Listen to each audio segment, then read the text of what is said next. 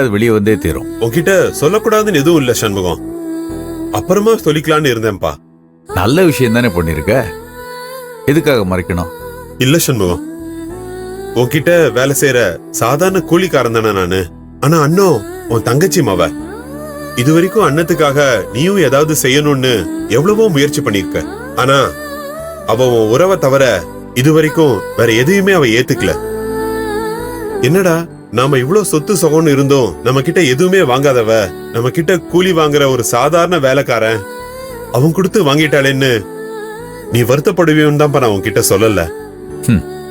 என்னை பத்தி நீ என்ன புரிஞ்சு வச்சிருக்க?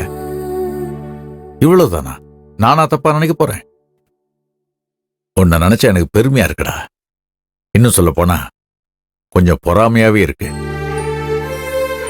என் அண்ணன் வைராக்கியக்காரி, யாருக்கிட்டையும் கையேந்த மாட்டா. அப்படிப்பட்டவ நீ கொடுத்தத உரிமையோட வாங்கியிருக்கான்னா அவ மனசுல நீ எந்த இடத்துல இருக்கேன்னு தெரியுது.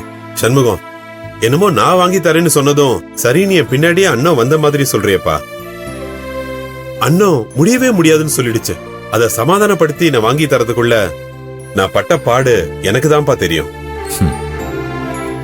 சரி செல்லகிளி, எவ்வளவு பணம் ஆச்சுன்னு சொல்லு, நான் தரேன். எதுக்கு? அது உன்னோட பணம். என் பண்ணையில வேலை செஞ்சதுக்காக நான் கொடுத்த சம்பளத்துல நீ சேர்த்து வச்ச பணம்.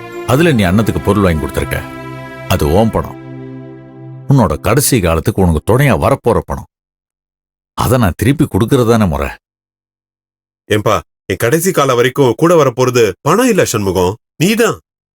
நீ மட்டும்தான். கடைசி வரைக்கும் ஒரு நட்பு மட்டும் எனக்கு இருந்தா போதும்பா.